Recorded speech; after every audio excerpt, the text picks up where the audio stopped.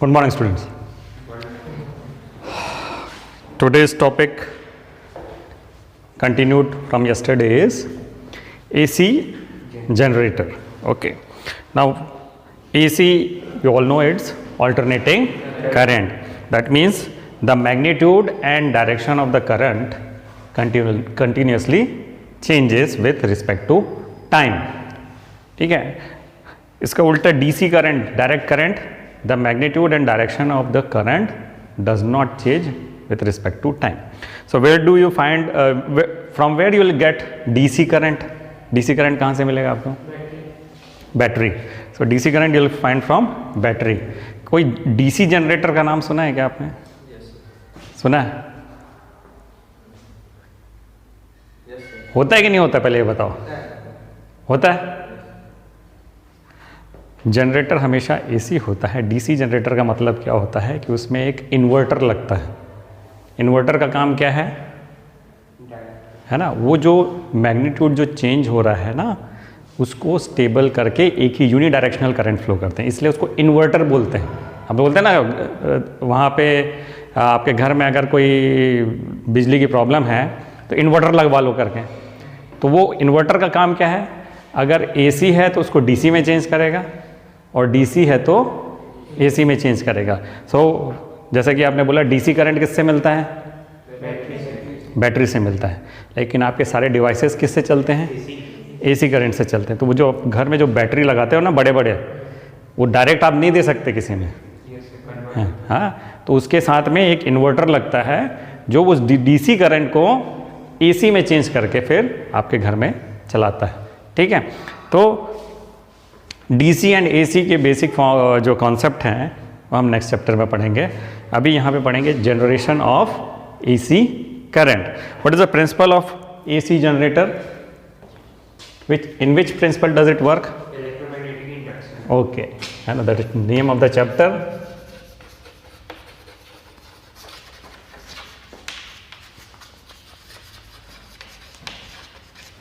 Can you state the principle of electromagnetic induction? What is the statement of principle of electromagnetic induction?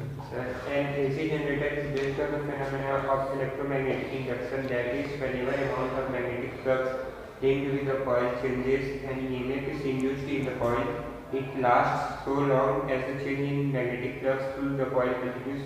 The direction of the current released is given by Lenning's right hand rule. चलो, आपने theory पूरा पढ़ लिया. बहुत simple. Faraday's law is the theory of electromagnetic induction, है ना. What is Faraday's law? An EMF is generated in a coil when the when there is change in the magnetic flux linked with the coil. That is the theory of electromagnetic induction. वही principal से ये AC generator काम करता है. AC generator को बनाने की ज़रूरत क्यों पड़ गई? जब डीसी बैटरी है तो फिर एसी जनरेटर बनाने की ज़रूरत ही क्या है? For your safety. और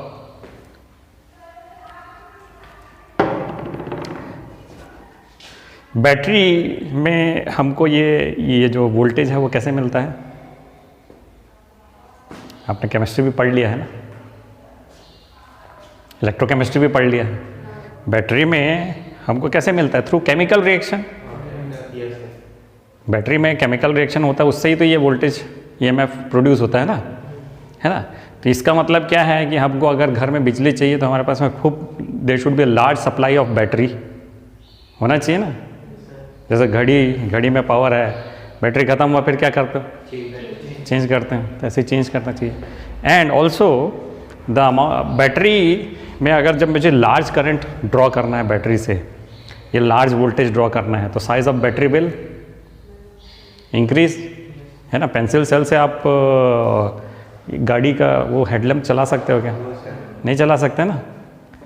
तो जैसे जैसे अगर मुझे बिजली की ज़रूरत ज़्यादा रहेगी तो मुझे बड़े बड़े बैटरीज की ज़रूरत पड़ेगी. और बैटरी सस्ते आते हैं क्या? बैटरी तो बहुत कॉस्टली होता है ना. बैटरी बहुत कॉस्टली होता है. और जब ये इलेक्ट्रिसिटी का जनरेशन जब स्टार्ट हुआ, इसको किया थॉमस अल्वा एडिसन ने, जो डिस्ट्रीब्यूशन ऑफ इलेक्ट्रिसिटी है, डीसी करंट को उसने बहुत प्रमोट किया. किसने?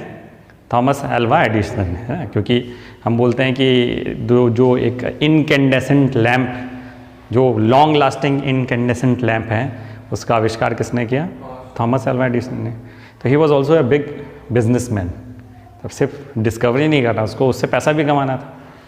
तो वो डीसी डिस्ट्रीब्यूशन चालू कर दिया, उसने एक कंपनी खोली, जिससे आजकल उसको जी के नाम से जानते हैं, जनरल इलेक्ट्रिक। लेकिन वो उन्होंने बहुत सारे बिजनेस किए, तो डीसी को प्रमोट किया। अब डीसी को प्रमोट किया, डीसी जनरेट किससे हो रहा है? बैटरी से, and it is a very costly electricity. तो उसी समय पे उनके यहाँ काम करने आए निकोला टेस्ला, नाम सुना है? Nikola Tesla. तो पहले उनके लिए काम करके बहुत सारे इम्प्रूवमेंट्स करने के बाद में वो उन्होंने उनकी कंपनी छोड़ी, और फिर उन्होंने ये बनाया एसी जनरेटर। बनाया नहीं, इसको इम्प्रूव किया, और ultimately the improved version is working right now. वो जो प्रिंसिपल, बेसिक प्रिंसिपल है, अभी भी वही है, उसमें कोई ज़्यादा चेंज नहीं हुआ। अब जनरेटर के थ्रू अगर मुझे इलेक्ट्रिसिटी बनानी है तो मुझे केमिकल्स की ज़रूरत पड़ेगी क्या? कोई केमिकल्स से इलेक्ट्रिसिटी बन रही है क्या? It's just a relative motion which makes the electricity. एक रिलेटिव मोशन होना चाहिए जिसके कारण इलेक्ट्रिसिटी प्रोड्यूस हो जाएगी। Principle of electromagnetic induction, change in flux. Change in flux can happen, जैसे ही कल बताया था, है ना, flux phi, magnetic flux phi B is equal to B A cos theta. So this change in flux can be brought about by changing the magnetic field, changing the area of cross section of the coil, or changing the orientation, changing the orientation between the magnetic field and the coil, है ना। तो हम इनको भूल जाएंगे, अभी इस पे ध्यान देंगे, क्योंकि this is much easier to do than changing the magnetic field और changing the area of cross section. क्या आसान है? ओरिएंटेशन को चेंज करना है। तो अब थोड़ा सा कंस्ट्रक्शन देखते हैं इसका।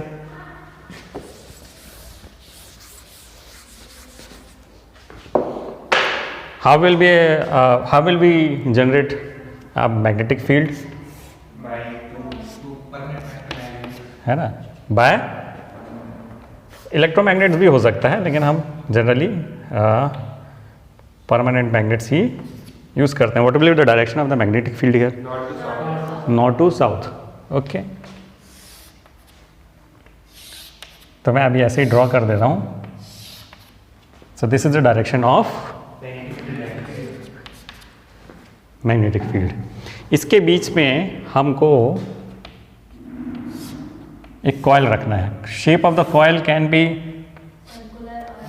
सर्कुलर और रेक्टेंगुलर। अभी हमारे इजी के लिए हम क्या करते हैं, इसमें एक रेक्टेंगुलर कॉइल एक नॉन मैग्नेटिक फ्रेम में, मेटलिक फ्रेम में हम इसको लपेट दिए।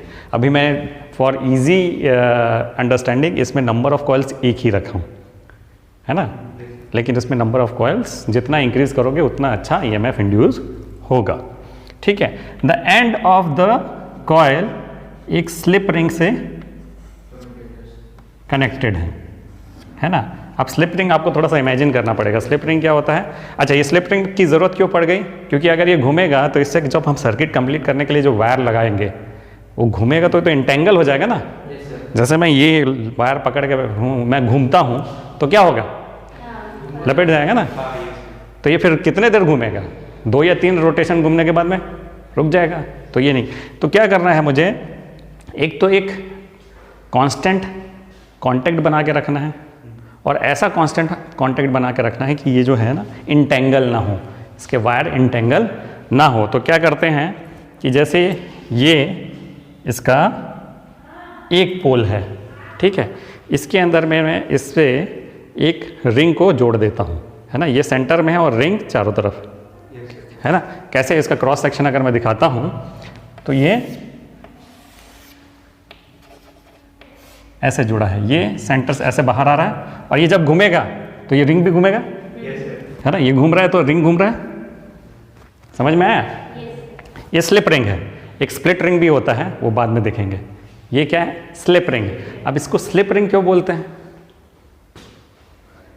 क्योंकि इसके एंड में एक कार्बन ब्रश लगा हुआ है।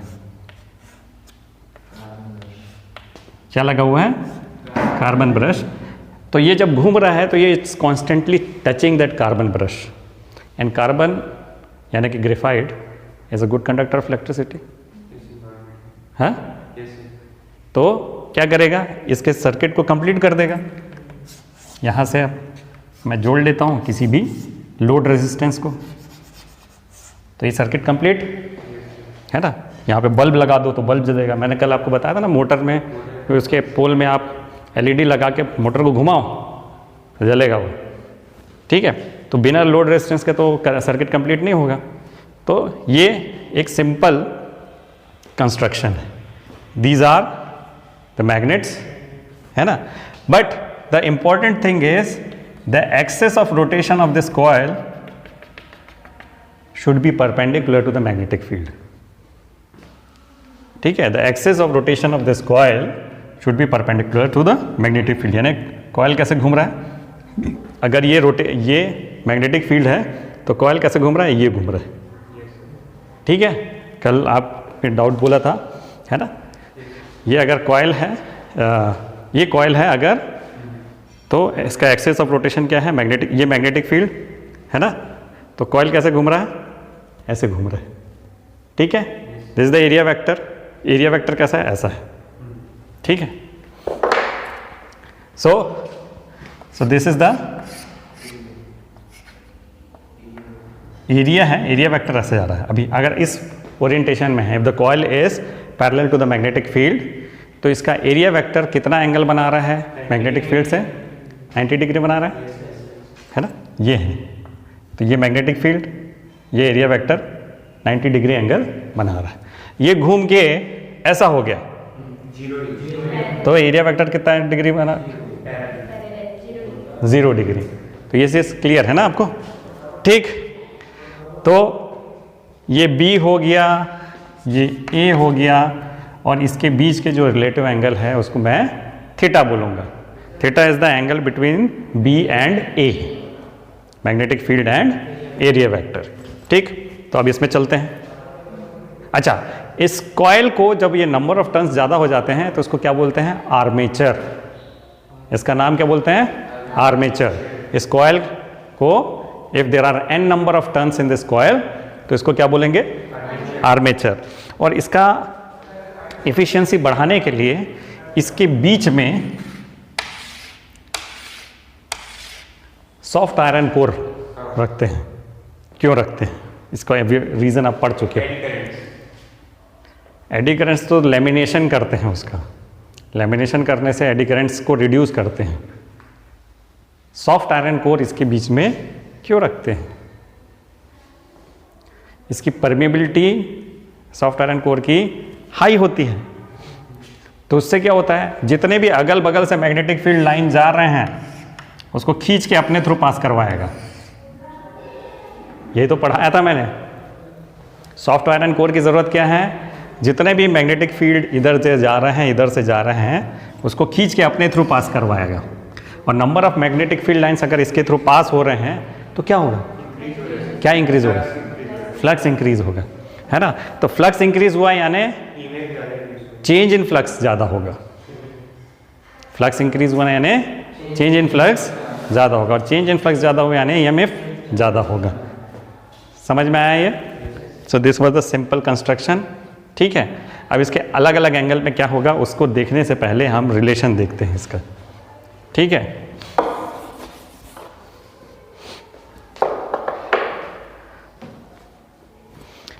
तो phi b is equal to BA cos theta, ठीक है। नाउ थीटा 11th में आपने रिलेशन पढ़ा है, एंगुलर वेलोसिटी, है ना। Angular velocity is equal to angle swept upon time elapsed. Theta is equal to angle omega angular speed. Angular speed is equal to angle swept. Speed is equal to distance upon time होता है, distance upon time. लेकिन जब circular motion होता है तो distance की जगह हम क्या लेते हैं, एंगल स्वेप्ट, है ना। तो एंगल स्वेप्ट कितना हुआ, थीटा, और कितने टाइम में हुआ, टी, है ना। तो मुझे यहाँ पे एंगल स्वेप्ट यानी ये हो जाएगा एरिया, सॉरी थीटा हो जाएगा।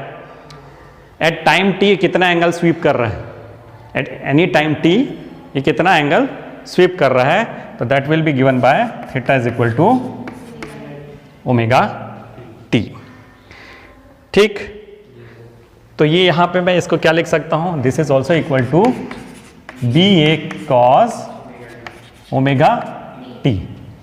Now from the Faraday's law and Lenz law, EMF is equal to minus D phi by D T, है ना। अब फाई की वैल्यू हम इधर से रख देते हैं, it will be minus D B A cos omega T by D T.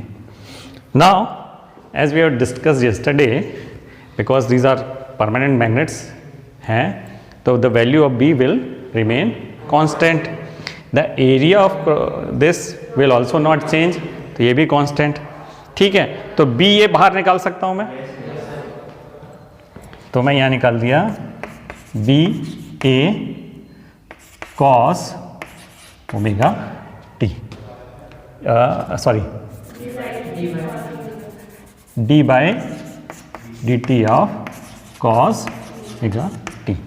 Now this is the change in magnetic flux related to one coil. This is the change in magnetic flux related to one coil. अगर number of coils n है, total number of coils n है, तो total flux change क्या होगा, n b a cos omega t, है ना।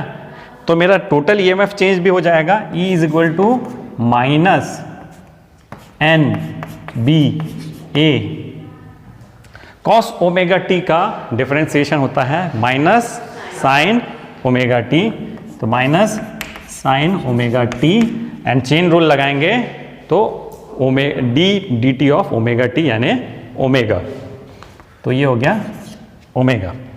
तो भाई हमको टोटल ईएमएफ मिल गया इससे relation, E is equal to N B A omega sine omega T. ठीक, अब ये ईएमएफ मैक्सिमम कब होगा, हाँ, तो this EMF will be maximum when sine omega T is equal to 1।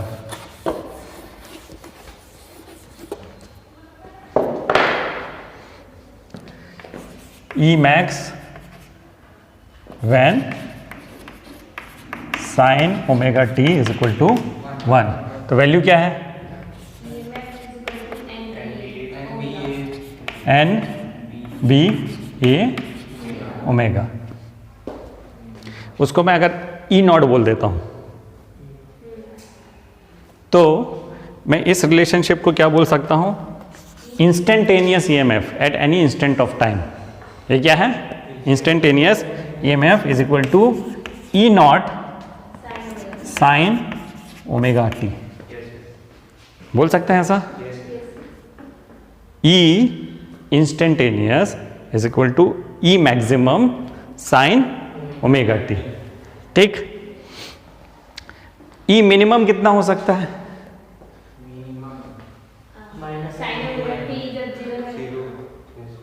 सही बोला, ये बोला जो भाई माइनस से जीरो में, जीरो थोड़ी ना मिनिमम है, नेगेटिव है ना, ये मैक्सिमम है, तो ई मिनिमम क्या होगा, minus E not, minus E not sine omega T नहीं, ये तो एक रिलेशनशिप है किसी भी इंस्टेंट में, it will depend upon the degree angle. किस पे डिपेंड करेगा, किस रिलेटिव पोजीशन में है कॉइल, किस पोजीशन में है उस पर डिपेंड करेगा। समझ में आया, नहीं आया, नहीं आया, नहीं आया। चलो अब मैं थोड़ा सा ग्राफ बनाता हूं। At t is equal to 0, suppose at t equal to 0 and theta equal to 0. What will be the value of EMF? 0. तो मैं यहाँ पे 0 बोल देता हूँ, है ना. At t is equal to से टोटल टाइम पीरियड, इसका रोटेशन का टाइम पीरियड कैपिटल T है ना.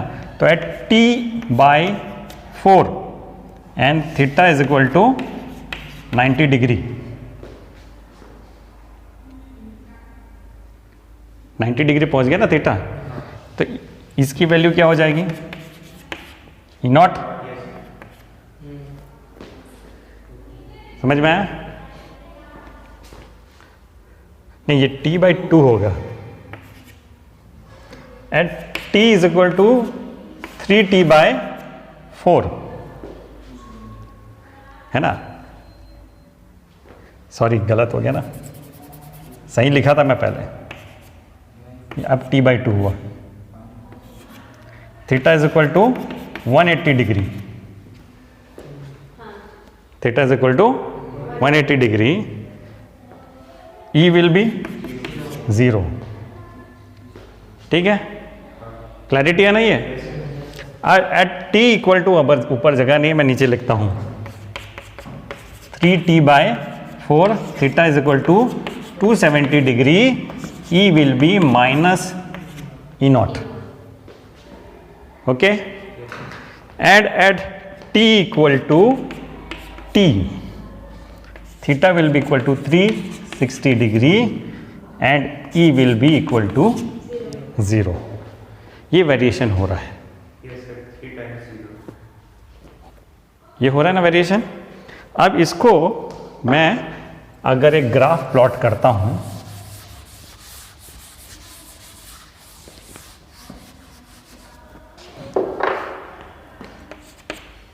एक ग्राफ प्लॉट करते हैं. इस एक्सिस में क्या है? इस एक्सिस पे EMF. इस एक्सिस में क्या हमारा EMF. और इस एक्सिस में मैं एंगल भी ले लेता हूं और टाइम भी ले लेता हूं, दोनों है. ठीक है, एंगल भी है और टाइम है. तो at t equal to 0 EMF is, at t equal to t by 4 EMF will be, suppose ये ई नॉट. ठीक है ना. At t is equal to t by 2 0. At t is equal to 3t by 4, है ना. At t is equal to t and its variation will be like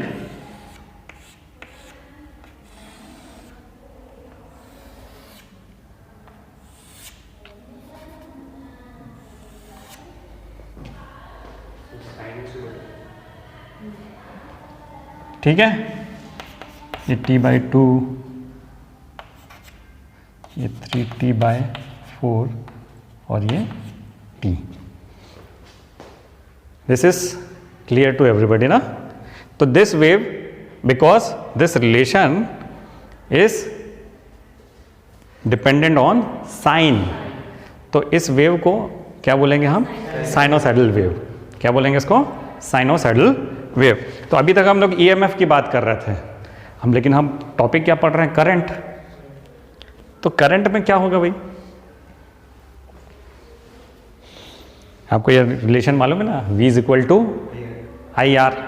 suppose एक load resistance मैंने जैसे लगाया था वो है, तो I will be E upon R, है ना. तो सपोज मैं इंस्टेंटेनियस की बात ना करें, हम एक नॉर्मल रिलेशन की बात करते हैं. E क्या है? ये है NBA omega sine omega t, है ना. तो मैं लिख देता हूँ NBA omega sine omega t upon R. अब भाई जब लोड रेजिस्टेंस भी अगर चेंज नहीं हो रहा, रेजिस्टेंस चेंज नहीं होगा ना, जनरली हम उसको कांस्टेंट मानते हैं, तो ये अगेन ये टोटल कांस्टेंट हो गया ना, क्योंकि ओमेगा को तो कांस्टेंट रखना ही पड़ेगा. ओमेगा को हमको कांस्टेंट रखना ही पड़ेगा, नहीं तो फिर ये जो आपके घर में होता है ना उतार चढ़ाव वोल्टेज का, वो हो जाएगा. तो इसको मैं इन टोटल को मैं क्या लिख सकता हूं, आई नॉट लिख सकता हूं क्या,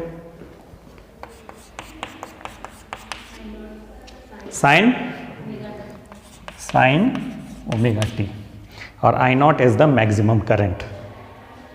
आई नॉट क्या है, मैक्सिमम करंट। तो ये इंस्टेंटेनियस करंट हो गया, I is equal to I naught sine omega t. तो जैसे ये वेरी कर रहा है वैसा ही कर्व करंट भी फॉलो करेगा, है ना, same current same curve follow करेगा। मैग्नीट्यूड अलग रहेगा, करंट का मैग्नीट्यूड अलग रहेगा और ईएमएफ का अलग रहेगा, लेकिन कर्व कैसा रहेगा, सेम रहेगा। तो this is clear to you. चलिए, तो इतना ही तो पढ़ना था क्या, हो गया। कल की बात करें, टरबाइन और जनरेटर का रिलेशनशिप आपको समझ में आ गया।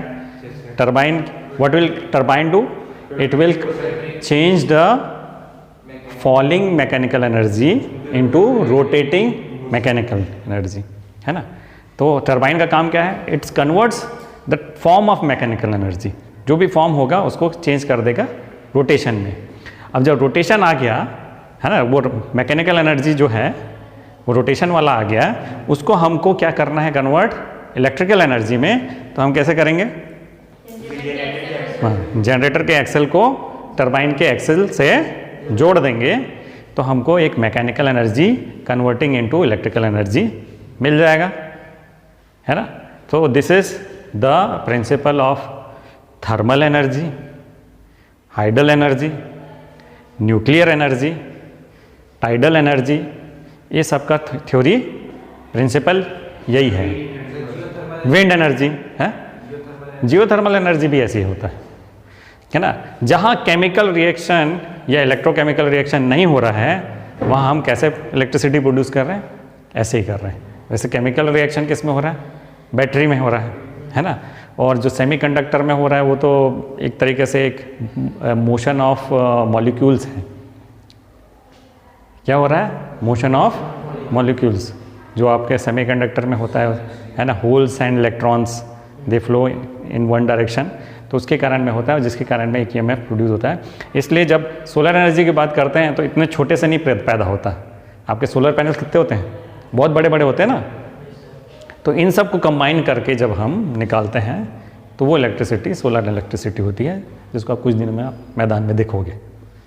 ठीक, तो let's do some exercise now. चलो, सबसे पहले आपके जो बुक का ही एक्सरसाइज है, एग्जाम्पल। अच्छा, एक चीज़, रुको, एक चीज़ बताना भूल गया। अभी तक ये रिलेशन किस में मिल रहा था हमको, ओमेगा में मिल रहा था, है ना। तो हम ओमेगा को क्या लिख सकते हैं, और 2 pi new, 2 pi new is frequency, है ना। तो फ्रीक्वेंसी वाली बात फिर से कर लेते हैं ना। फ्रीक्वेंसी अगर मैं सीधे सीधे बोलूँ कि भाई क्या है ये फ्रीक्वेंसी, नंबर ऑफ ऑसिलेशंस जो आपने 11th में पढ़ा है। यहाँ पे ये नंबर ऑफ रोटेशन होगा। हाँ, एक एसी जनरेटर 1 सेकंड में कितने बार रोटेट किया, तो उसको हम आरपीएम भी बोल देते हैं, राउंड्स पर मिनट या राउंड पर सेकंड। तो फ्रीक्वेंसी यहाँ पे क्या है, 1 सेकंड में आपका जनरेटर कितने बार घुमा। इंडिया का स्टैंडर्ड है 50 हर्ट्ज, यानी 1 सेकंड में उस जनरेटर को कितने बार घूमना चाहिए, 50 बार घूमना चाहिए, है ना। अमेरिका का स्टैंडर्ड है 60 हर्ट्ज। ठीक, तो ये हम अगर इसमें रिप्लेस कर देंगे तो हम न्यू के रिस्पेक्ट में फॉर्मूला निकाल सकते हैं। मैं लिखूंगा नहीं, हम लोग जब ये करेंगे क्वेश्चन तो अपने आप क्लियर हो जाएगा। ठीक है, तो your first question, example number 6.11। Kamla pedals a stationary bicycle. The pedals of the bicycle are attached to a 100-ton coil of area 0.1 meter square. The coil rotates at half a revolution per second and it is placed in a uniform magnetic field of 0.01 Tesla perpendicular to the axis of rotation of the coil. What is the maximum voltage generated in the coil? सारा data दिया हुआ है ना। चलो करो, solution आपके पास है, लेकिन फिर भी आप खुद से ट्राई करो बिना उसको देखे। चलो जल्दी से करते हैं। पहले क्या दिया हुआ है? सबसे पहला जो डेटा दिया है आपके क्वेश्चन में वो है n। क्या दिया है? 100 turns. n is equal to 100। उसके बाद क्या दिया है? a 0.1 मीटर स्क्वायर, है ना। फिर क्या दिया है? न्यू दिया है, न्यू फ्रीक्वेंसी हाफ रिवॉल्यूशंस पर सेकेंड। तो क्या दिया है? न्यू 0.5 दिया है ना। क्वेश्चन को हर एक वर्ड से पढ़िए। कभी डेटा वर्ड्स में दिया रहेगा, कभी डेटा नंबर्स में दिया रहेगा, है ना।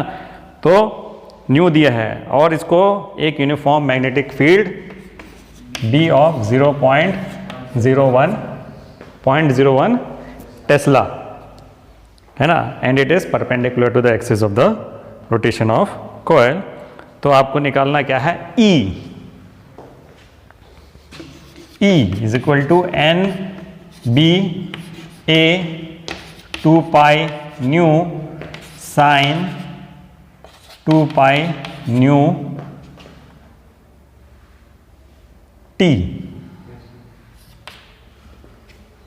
ठीक।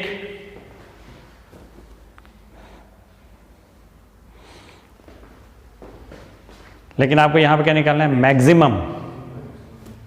तो ये वाला वैल्यू क्या हो जाएगा? 1।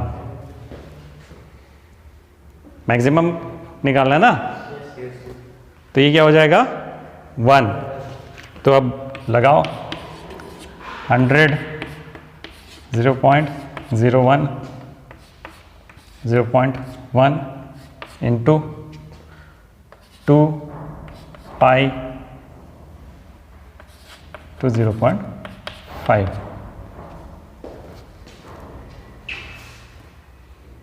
n b a 2 pi nu, and the value is 0.314 volt.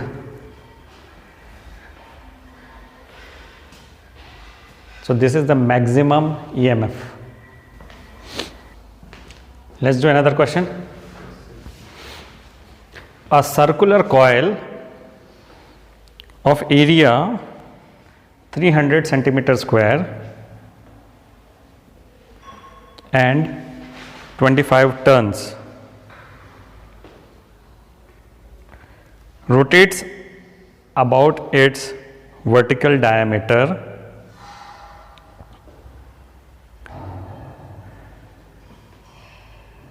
with an angular speed of 40 per second. With an angular speed of 40 per second in a uniform horizontal magnetic field. In a uniform horizontal magnetic field of magnitude 0.05 Tesla, obtain the maximum voltage induced in the coil. Obtain the maximum voltage induced in the coil. हाँ जी, क्या क्या दिया हुआ है? सबसे पहले दिया है A 300 सेंटीमीटर स्क्वायर, यानी 300 इंटू 10⁻⁻⁴ मीटर स्क्वायर। ठीक। और क्या दिया है? n 25 ओमेगा 40 पर सेकेंड और b 0.05 Tesla, maximum E NBA omega. इतना सिंपल है ना। n 25, b 0.05 A 300 into 10⁻⁴ and omega 40। तो 40 इंटू 25 सीधा हो जाता है कितना? 1000 है ना। और ये कितना होता है?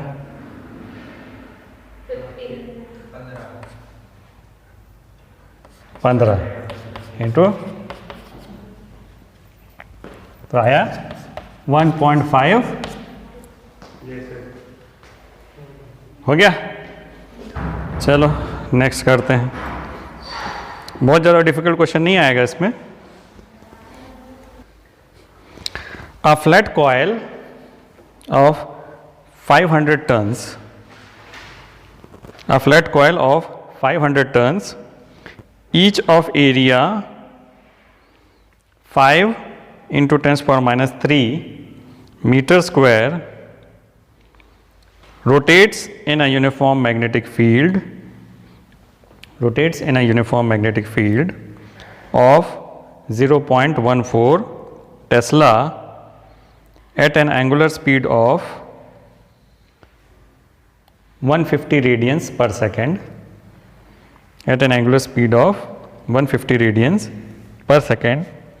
The coil has a resistance of 5 ohm radians per second. The coil has a resistance of 5 ohm. The induced EMF is applied to an external resistance of 10 ohm. The induced EMF is applied to an external resistance of 10 ohm. Calculate the peak current through the resistance. Calculate the peak current through the resistance. Please tell me the data of the question. क्या क्या दिया है? N 500 tons और area 5 into 10⁻³ metre square. हाँ 3.5 yes correct है। फिर और क्या दिया है? बी दिया है ना। बी कितना दिया है? 0.4 टेस्ला, नहीं 1.4 Tesla.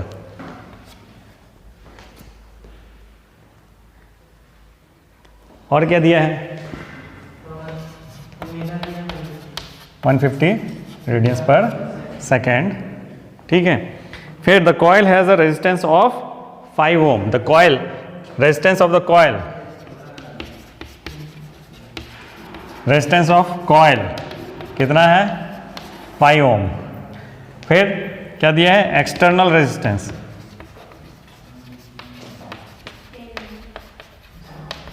10 ohm. Now if I draw a circuit, अगर ये जनरेटर है तो इसको मैं कैसे ड्रॉ कर सकता हूं? ऐसे, या बैटरी एंड इंटरनल रेजिस्टेंस। ये कितना दिया है? 5 ohm. And now it is connected to an external load resistance. ये कितना दिया है? 10 ohm. So what is the total resistance in series? R total is 10 plus 5 15 ohm. Now EMF, E maximum EMF क्या होगा? NBA omega. तो कितना हो गया? 500 0.14। ये कितना है? 5 into 10⁻³ इंटू 150। कितना आया वैल्यू? 52.5 वोल्ट। 52.5 वोल्ट। नाउ क्या पूछा? पीक करंट पूछा है ना, मैक्सिमम करंट यानी पीक करंट। है ना। तो हम यहाँ पे I is equal to E upon R plus R या फिर आर टोटल, है ना। तो कितना हो गया 52.5 divide by 15, value is 3.5 ampere.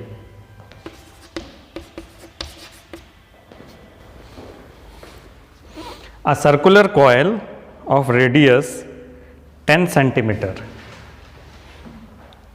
and 20 turns is rotated about its vertical diameter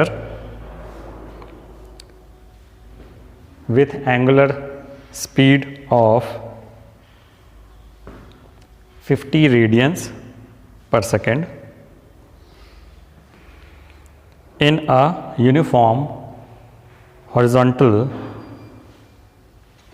magnetic field of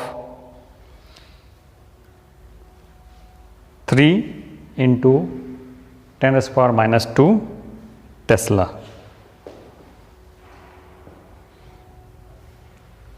So first part of the question, part 1, calculate the maximum and average EMF induced in the coil. Calculate the maximum and average EMF induced in the coil. Second part, if the coil forms a closed loop, if the coil forms a closed loop of resistance 10 ohm, calculate the maximum current in the coil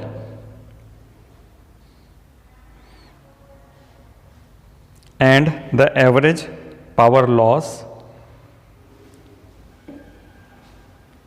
due to Joule heating.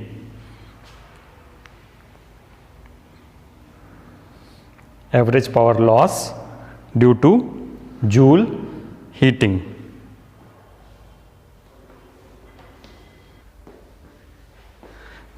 N दिया है 20, है ना, 20 turns. हाँ ठीक है, चल जाएगा। पाई ये एरिया क्या दिया है, एरिया नहीं दिया है, क्या दिया है, रेडियस दिया है। तो मैं एरिया निकाल सकता हूँ ना, pi into R square, R है 10 इंटू 10⁻⁻2 सेंटीमीटर। तो ये इसको अगर कैलकुलेट कर देंगे आपको मिल जाएगा 100 पाई इंटू 10⁻⁻4, यही मिलेगा ना, मीटर स्क्वायर। बी दिया है कितना, 3 इंटू 10⁻⁻2 टेस्ला। ओमेगा दिया है 50 रेडियन। अब इससे सिंपल फॉर्मूला क्या हो सकता है, E is equal to N B A omega. 23 into 10⁻⁻2 100 pi 20 into 3 into 10⁻⁻2 into 100 pi into 10⁻⁻4 into 50 into 20 1000 into 100 10⁻5 into 10⁻⁻6। इतना तो पहले कैलकुलेट कर लो, हो गया नहीं। उसके बाद क्या हो गया, into 3 into pi.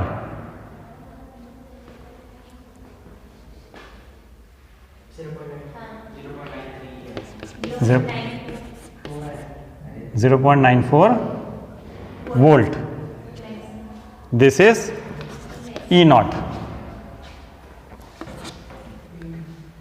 E average.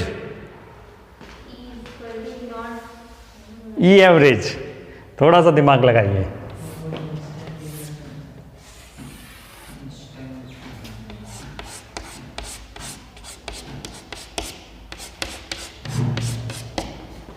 Average निकालोगे क्या मिलेगा? 0। हाँ, 3 बार तो 0 रहता है।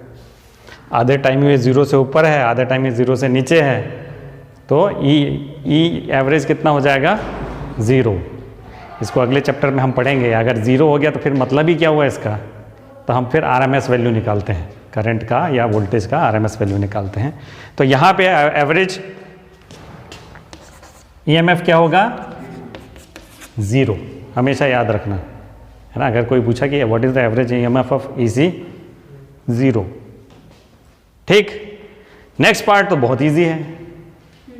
क्या करना है? Maximum current I not is equal to E nought upon R, 0.94 upon 10। क्या हो गया? 0.094। ठीक। लेकिन उसके जो नेक्स्ट पार्ट है जिसमें बोलते हैं कि जूल हीटिंग लॉस, ये निकालना है। जूल हीटिंग लॉस निकालना है। तो heat loss is equal to power I square R B या फिर V I, P is equal to, लेकिन एवरेज बोला है वो। क्या बोला है? Average.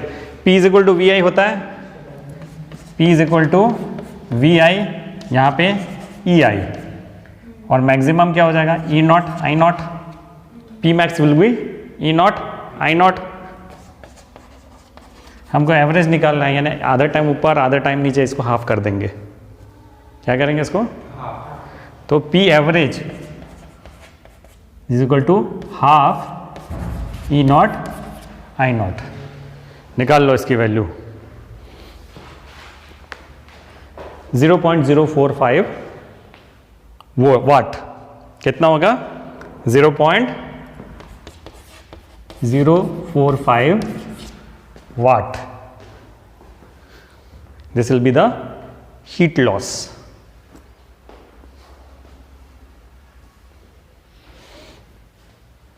Clear? So that's it for today. Thank you.